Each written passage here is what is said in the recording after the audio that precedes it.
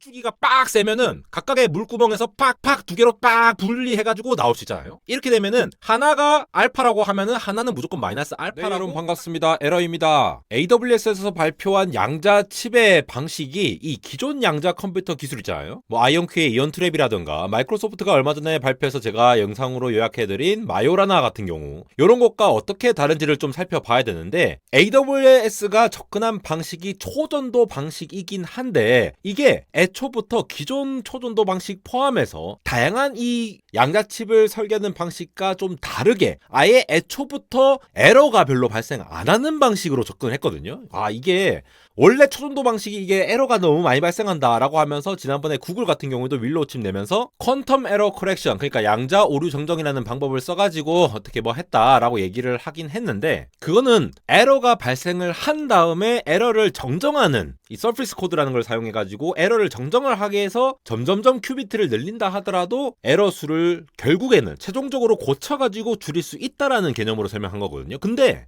이 아마존에서 제시한, AWS에서 제시한 이 캣 큐비트를 사용한, 기존 큐비트와 다릅니다. 캣 큐비트를 사용한 이 방식은 애초부터 특정 부분의 에러가 거의 발생을 안 하게끔 만들 수 있다는 거예요. 이 방식이 초전도 방식에 사용이 된다라고 하면은 기존의 이 초전도 방식에서 에러가 많이 발생해가지고 코헤런스 타임이라든가 이런 걸 유지하기가 힘들었던 부분, 굉장히 짧게 끝나는 부분들을 상당히 길게 늘릴 수 있다라고 하는 측면에서 제가 이 내용을 파악을 했는데, 이거 다 파악하고 나서 영상을 만들까 말까 하다가, 왜냐면은 이게 어렵기도 어렵고 좀 빡세요. 근데 제가 말씀드리는 것만 개념적으로 잡아주시면은 초전도 방식도 계속 이렇게 발전이 되고 있구나, 와 이거 좀 해볼만 한데 라고 느끼실 부분들이 있어서, 제가 원래 또 10년 전부터 안대과학의 궤도님과 함께 안대과학이라는 채널이 생기기 전부터 과학 커뮤니케이터로 이 과학 소통도 많이 했던 사람이라서, 또 이 과학 커뮤니케이터였던 사람으로서 이 공학과 관련된 요 내용을 또 전달을 보도록 하겠습니다. 가장 핵심은 기존과 다른 큐비트를 사용했다는 거예요.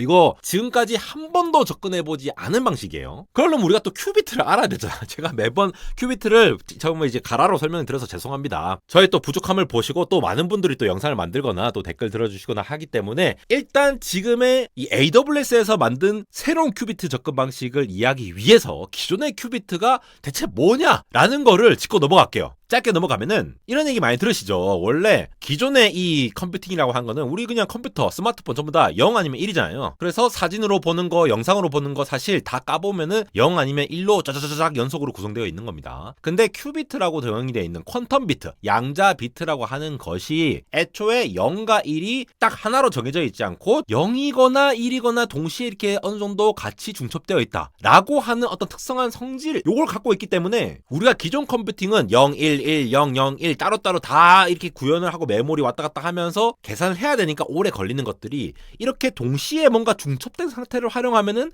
마치 CPU를 사용 안 하고 GPU를 사용하면은 병렬적으로 사용하듯이, 양자 컴퓨터에서 이 큐비트를 활용함으로써, 여기서 지금 0이랑 1이라고 이렇게 표시되는, 특이하게 표시되는 거 보이시죠?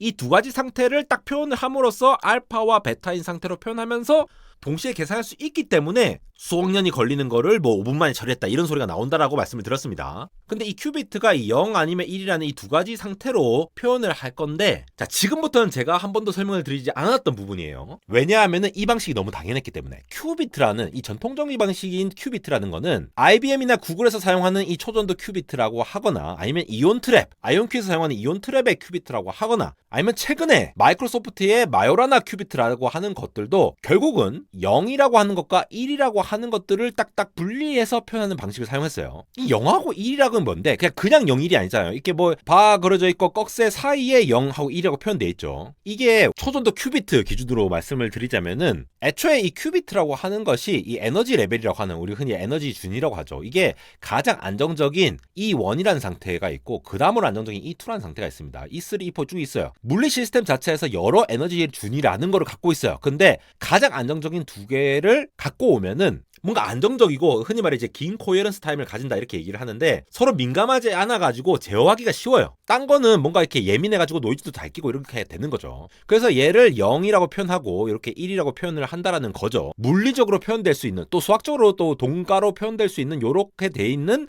큐비트 에너지 상태를 가지고 와가지고 이 서로 직교한 상태라고 표현을 하는데, 이 두 개의 상태를 이용해가지고 양자 비트를 구현을 했어요. 그래서 이게 전통적인 초전도 큐비트의 원래 원리를 보면은 이게 오늘 이제 조셉슨 정션이라고, 조셉슨 접합이라고 얘기를 하는데, 이 양쪽에 있는 하얀 거 두 개, 요게 슈퍼컨덕터, 그러니까 초전도체죠. 초전도체를 양쪽에 이렇게 해놓고 사이에 전기가 안 통하는, 그러니까 절연층이라고 얘기하죠. 요 사이에 딱 낀가 넣어요. 굉장히 얇게 이렇게 해놓으면은 이 터널링 효과에 의해서 이 전류가 흐르게 되는 원리를 사용하는 거거든요. 근데 이 초전도체를 그냥 뭐 LK99이 주장했던 상온에서 그냥 자연스럽게 초전도체인 게 없으니까 극저온으로 막 온도를 낮춰가지고 수밀리 켈빈 상태에서의 슈퍼컨덕터를 만들어갖고 요거를 구현을 한다라는 게 기존의 초전도 방식이에요. 이렇게 하면은 이 두 상태가 명확하게 구분이 되긴 하는데, 외부 잡음이라든가 뭐 미세한 환경 변화가 있으면은 뭐 극저온도 그렇고, 이게 상태가 막 변해가지고 내가 원래는 0이라고 얘기를 했던 게 1로 바뀌고 이렇게 막 바뀐다라는 거예요. 그 초전도 회로 내에서 이 조셉슨 접합을 이용을 하게 되면은 자연스럽게 0과 1이 생기고, 이 두 가지를 이용하기, 위에 건 안 사용해요. 이 0하고 1을 서로 이제 직교한다고 표현을 하는데, 서로 양자화되어 있는 이 두 에너지 레벨을 사용해가지고 직교하니까 우리가 이거를 복소수로 표현을 합니다. 자, 복소수. 자, 여기까지도 복잡하죠. 우리 중학교 때 이거 배우잖아요. 고등학교 때였나? 이 실수가 있으면 이거 말고 i라고 딱 붙였고 복소수 이렇게 표현을 했던 거. 공대 나오신 분들은 뭐 다 기억을 하시겠지만 또 이제 대부분 다 기억이 안 날 거니까 그냥 별도의 독립적인 두 개가 딱 돼 있다. 서로 영향을 안 미치는 고유의 숫자가 두 가지 딱 있어가지고, 흔히 말하는 이 X축, Y축으로 이렇게 해가지고 X축에 해당하는 것은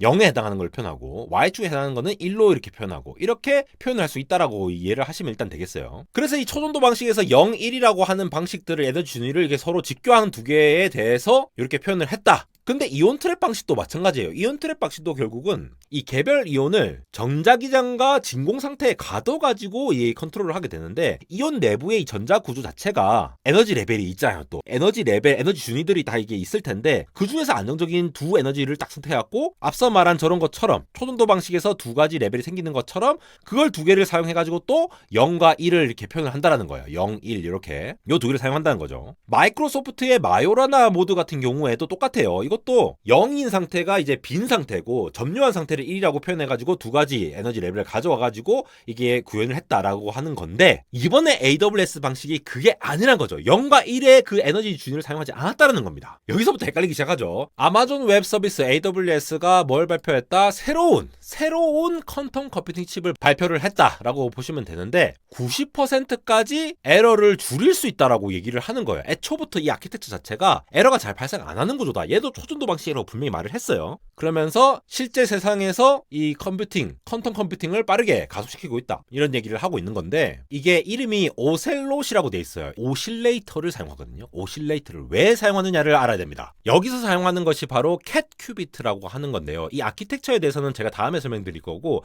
이 원리가 지금 초전도 방식의 획기적인 방식이 될 수 있어서 되게 좀 두근거리는 건데, 얘가 사용한 캣 큐비트라는 방식 자체가 0과 1이라고 하는 아까 표현된 거 있잖아요. 그걸 사용하지 않는다라는 거예요. 직접 얘기하고 있는 이 캣 큐비트라고 하는 거는 에러 코렉션과 관련해서 상당히 효율적인 방식입니다 라고 얘기를 하는 거에 되겠죠. 애초에 캣 큐비트라고 하는 것 자체는 이 슈레딩거 고양이에서 나왔죠. 양자역학 이거 공부해보신 분들은 다 알겠지만도, 고양이가 살았나 죽었나 라고 그냥 보는 순간, 흔히 이제 관측한다라고 표현하는데, 보는 순간 얘는 살았거나 죽었거나 둘 중 하나만 딱 결정되는데, 관측하기 전까지는 살아있기도 하고 죽어있기도 하다, 뭐 이런 얘기를 그대로 가져와가지고 지금 캣 큐비트라고 얘기를 하고 있는 거예요. 실제로 2월 26일에 네이처에 이게 오픈 액세스로 지금 하드웨어 이피션트 퀀텀 에러 코렉션 via concatenated bosonic qubit, 여기 보시면은 자랑스러운 한국인 분들도 계세요. 노경주님, 이맨영님, 개인적으로 만나 뵙고 좀 이렇게 가르침을 사서 받고 싶은데, 캣 큐비트라는 것 자체는 2013년도 12월에 벌써 10년도 더 됐죠. 이런 개념이 나왔는데, 보통 큐비트를 표현할 때 우리가 0과 1 이 두 축으로 사용한다고 했는데, 캣 큐비트는 0하고 1이 아니라 어떤 특정한 알파라는 값, 그리고 거기에 반해서 마이너스 알파라는 값을 사용해요. 이걸 두 축으로 한다라는 거예요. 그래서 가로축이 이렇게 쭉 있어가지고 얘가 원래 0이고 얘가 이렇게 Y축으로 Y 0, 1로 이렇게 표현하던 거를 알파축과 마이너스 알파축이라는 거를 일부러 오실레이터로 생성해가지고 얘네들끼리 서로 이 복소수 직교하는 것처럼 만들어서 사용한다라는 방식입니다. 자, 이 되게 이해가 안 되죠. 자, 이게 애초에 알파를 사용해서 이렇게 지 맘대로 알파랑 알파랑 마이너스 알파 그냥 골라서 내가 쓸게. 이거 큐비트 2개 쓸게. 라고 해서는 안 돼요. 제가 말씀드렸잖아요. 이게 제일 안정적인 2개를 골라가지고 안정적인 거를 0, 1로 이렇게 뭐 네이밍을 한 게 아니라 얘네들의 직교성을 그대로 유지를 하는 거를 일부러 고른 거예요. 그것도 이온 트랩 방식도 그렇고 전전도 방식도 그렇고 다른 방식도 그렇고 이 기존 방식들의 0과 1에 해당하는 애를 골라가지고 직교라는 그 특성을 유지를 해야 됩니다. 아니 왜? 대체 왜 0과 1 이 직교하는 거 요 0, 1을 골라야 되는데 근데 갑자기 알파랑 마이너스 알파를 어떻게 쓰는 거지? 여기에 대한 질문이 생기잖아요. 그래서 일단 제가 앞으로 줄줄줄 설명을 드릴 건데 이거를 계속 머리에 담아두세요. 지금 말하는 거 뭐냐? 애초에 큐비트라는 게 뭡니까? 0하고 1 따로따로 있는 게 아니라 0, 1을 이렇게 중첩해서 뭔가 동시에 존재하는 뭔가 그거를 이용을 하려고 한다. 근데 그렇게 하려면은 이 2개의 상태가 직교라는 예를 들어 수평선과 수직선이 딱 직교한다라고 얘기를 하듯이 얘를 관측하는 순간에 명확하게 0과 1 이렇게 2가지로 정확하게 판별이 되어 있을 수 있는 그 성격을 가진 놈으로써 얘네들의 큐비트를 구성을 해야 돼요. 안 그러면은 얘들끼리 0인지 1인지 뭔지 뭐 이렇게 중첩이 돼 있으니까 뭔지 몰라. 그러니까 뭐 애초에 딱 관측을 할 때에 뭔가 정보를 저장을 해놨다고 하더라도 소실이 될 수도 있는 거고 애초에 양자역학이 이렇게 직교를 하는 성질을 가지고 정의를 하기 때문에 얘네들의 직교되는 실제로 직교화되는 이러한 것들을 이용을 해서 한다라는 거죠. 이온 트랩에서도 그렇게 한다라는 거고 그래서 이 0하고 1이라고 하는 것들을 고른다라는 것 자체가 중요한데 왜 갑자기 뻘소리냐. 어떻게 알파랑 마이너스 알파를 고를 수가 있느냐. 알파랑 마이너스 알파는 원래 직교가 안 돼요. 안 되는 건데 알파 값을 키우면 키울수록 얘가 직교와 거의 유사한 상태로 되면서 동시에 에러가 안 발생하는 상태로 만들어진다. 요게 핵심이에요. 기존 0일 큐비트를 사용한 것이 아니라 알파 마이너스 알파라는 거를 오실레이터라는 애로 만들어내고 원래는 직교가 안 되는데 직교를 후천적으로 알파를 키움으로써 직교를 하게 만들죠. 그러면서 동시에 알파 값을 키웠기 때문에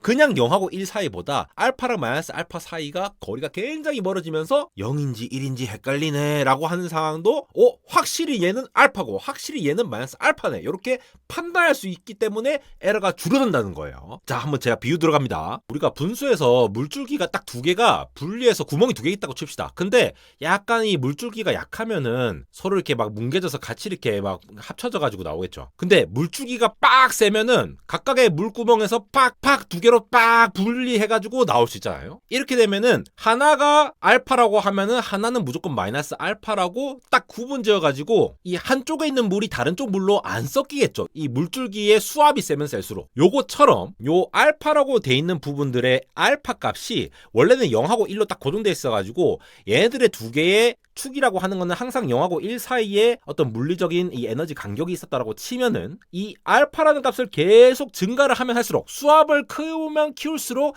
얘와 얘는 절대로 섞이지 않도록 만들었다. 약간 이런 느낌으로 이해하실 수 있으실까요? 이 방식을 사용하게 되면은 알파 값을 키우면 키울수록 수압을 높이면 높일수록 한쪽에 있는 상태가 다른 상태로 섞이는 우리 흔히 이제 비트 플립 에러라고 하거든요. 0에서 1로 아니면 1에서 0으로 이렇게 극단적으로 딱딱 반대로 바뀌어버리는 그러한 상태 자체를 이 알파 값을 굉장히 높임으로써 구현을 해낼 수가 있다 라고 한다는 거죠. 그러니까 알파 값이 약하면은 얘 물줄기끼리 자기끼리 섞여가지고 처음부터 뭐 직교고 뭐고 다 섞여가지고 애초에 구분이 잘 안 되니까 에러가 발생하는 게 맞죠. 그러니까 원래는 직교가 아니었던 거야. 서로 이제 물줄기가 한 구멍에서 나오는 것처럼 서로 섞여 있을 수밖에 없었는데 그 알파를 늘리면 늘릴수록 어떻게 된다? 완벽하게 구분되어 있는 각각의 축으로 마치 0과 1이라는 축으로 나눠지면서 동시에 수압이 더 세면은 기존의 0과 1보다 훨씬 더 멀리 떨어져가지고 에러가 발생하지 않을 수 있다. 약간 이런 개념으로 접근한 것이 캣 큐비트라고 하는 방식으로 보시면 되겠습니다. 복소수로 보면은 원래 이제 0과 1이라고 하는 0이라는 축, 1이라는 축 이렇게 표현을 해가지고 되어 있는 거를 알파랑 마이너스 알파라는 다른 축으로 어떻게 표현을 해서 원래는 직교가 아닌데 서로 직교가 되게끔 알파를 구현을 하는 건데요. 정리를 하자면은 0과 1이라는 거는 애초에 서로 직교가 되어 있는 상태로 되어 있어가지고 보낸다. 이 상태로 해가지고 0하고 1을 중첩해서 보내는 상태로 해서 큐비트를 만든다라는 개념이었다고 하면은 이 알파와 마이너스 알파는 애초에 처음에는 중첩이 아니에요. 이 알파와 마이너스 마이너스 알파의 이 직교성 요거를 계산을 해보면은 결국은 요런 식으로 표현이 될 수 있는데, 얘 자체가 알파가 커지면 커질수록 익스포넨셜의 마이너스니까 점점 0으로 가까이 가죠. 원래는 알파가 좀 이렇게 작은 값이고 하면은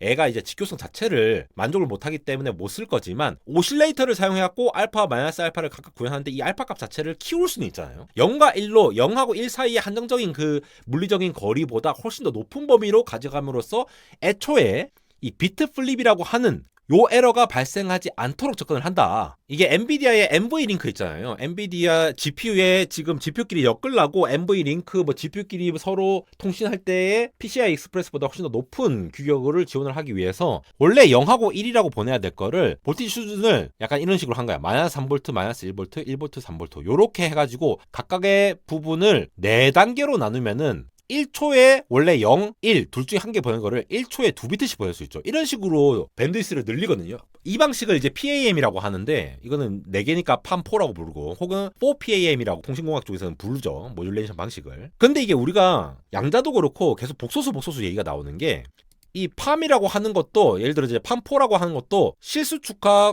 허수축을 각각 써가지고 이렇게 2차원으로 하는 방식도 있습니다. 이게 쿼드러츠 앰플리튜드 모듈레이션이라고 예전부터 이 3G 때부터 우리 모바일 통신 있잖아요. 지금 5G도 그렇고 이런 모듈레이션 방식으로는 굉장히 많이 쓰는 방식입니다. 기지국마다 쓰는 방식들.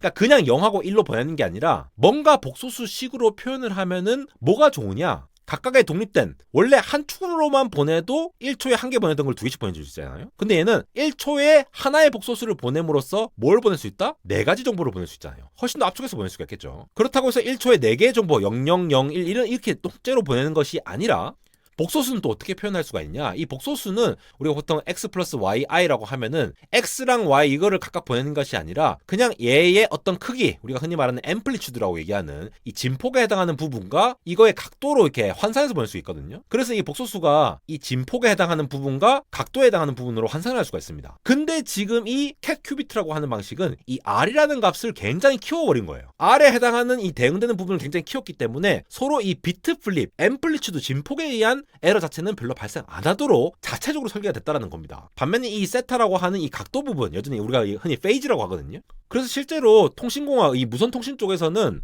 이 앰플리튜드를 보정하기 위해서 파일럿이라는 심볼을 따로 보내기도 하고, 또 파일럿을 이용해가지고 이 페이즈라고 부르는 이 앵글, 각도라는 부분도 따로 이 에스티메이션에서 보정을 해줘요. 마찬가지로 이 캣 큐비트에서도 애초에 그 알파와 마이너스 알파라고 하는 부분으로 서로 직교 성분을 가지고 있지 않았는데, 알파 값을 엄청나게 높여가지고 애초에 이 R이라고 하는 앰플리튜드 요 부분을 굉장히 멀리 둠으로써 에러를 덜 발생시키겠다라고 하면서 기존의 0하고 1을 사용하는 방식보다는 훨씬 더 낫게 했다라고 이해를 일단 하시면 되겠고요. 그렇다면 캣 큐비트는 뭐 문제가 없느냐라고 보면은 아까 말씀드렸다시피 앰플리튜드 부분, 그러니까 빗플립에 해당하는 앰플리튜드라는 부분은 잘 해결할 수가 있다. 오케이. 애초부터 에러가 로우하다라고 볼 수가 있는데, 앵글, 페이즈라고 하는 부분, 요 부분은 여전히 에러가 많다. 이렇게 볼 수가 있겠죠. 물줄기가 빡 두 줄기로 딱 분리해서 나온 것까지는 성공시켰지만 바람에 의해서 막 영향을 받아가지고 좀 흔들흔들거리는 그러한 상태는 여전히 에러가 발생하지만, 그래도 초전도 방식에서 이 빗플립이라는 그 정도만 줄여도 엄청난 효과다라고 볼 수가 있다는 부분이 되겠죠. 그리고 이러한 캣 큐비트를 만들려면 결국은 앞서 말씀드린 이 알파와 마이너스 알파 이 각각의 상태를 오실레이터로 구현을 해야 되는데, 얘를 좀 안정적으로 유지하고 제어하는 것 자체가 좀 이제 정밀한 공정을 필요로 한다. 근데 AWS가 이걸 이번에 만들어 봤다라고 얘기를 하는 것이 되겠죠. 그리고 당연히 이런 것들이 큐비트가 엄청나게 많아지면은 여전히 얘네들 오실레이터끼리도 똑같이 뭔가 동기화를 돼가지고 동작을 해야 될 거잖아요. 이 알파랑 마이너스 알파를 표현을 하기 위해서. 그런 것들도 이제 물리적으로 서로 다른 오실레이터를 어떻게 동기화시킬 수 있을 거냐, 이런 문제들도 여전히 남아있다는 점은 한계이긴 합니다만, 예전에 나왔던 이 캣 큐비트라는 방식을 좀 구현을 했다는 점에서 굉장히 좀 의미가 있었던 것 같습니다. 사실 많은 부분을 생략하면서 제가 뭔가 설명을 드리려고 하다 보니까 저의 이제 설명을 하는 이 역량이 좀 이렇게 쉽지가 않은 부분이 있는 것 같습니다. 저보다 훨씬 더 똑똑하신 분들이 좀 많이 보충 설명해 주시기 바라고요. 결국 이 캣 큐비트를 이용해가지고 기존의 초전도 방식에 비해서 우리는 훨씬 더 비트 플립에 한한 에러를 덜 발생하는 구조로 만들었다. 초전도 방식도 이제 정체가 되어 있는 것이 아니라 그냥 퀀텀 에러 커렉션이라는 방식뿐만 아니라 애초부터 안 발생하는 방식도 접근을 하고 있다라고 하는 부분. 그래서 AWS 오실롯이라고 하는 이 칩이 오실레이터 기반으로 잘 만들어져서 오류 발생 확률을 굉장히 낮췄다. 물론 이 페이지에 해당하는 위상 오류를 또 고칠 필요는 있다라고 하는 것들을 좀 살펴봐야 되는 문제라서 한번 빠르게 정리를 해보았습니다. 안대공학에서 특별히 이 공대생이나 공학도들, 대학원생분들이고 엔지니어분들을 위해서 이렇게 다양한 컨셉의 제품들을 만들었으니까 제가 많이 찍어냈는데 두 번째 찍어낼 때 또 많은 분들이 별로 이제 관심이 없으시기에 또 한번 홍보 드리고요. 해외 채널 꾸준히 올리면서 영어가 익숙하신 분들 많이 이용해 주시기 바라고 언리얼텍입니다. 인스타그램에서도 여전히 빠르게 이런 소식들 전달 드리고 있고 간편하게 볼 수 있도록 정리를 드리는 동시에 재밌는 영상들도 이렇게 올려드리고 있으니까 많은 관심 부탁드립니다. 지금까지 에러였습니다.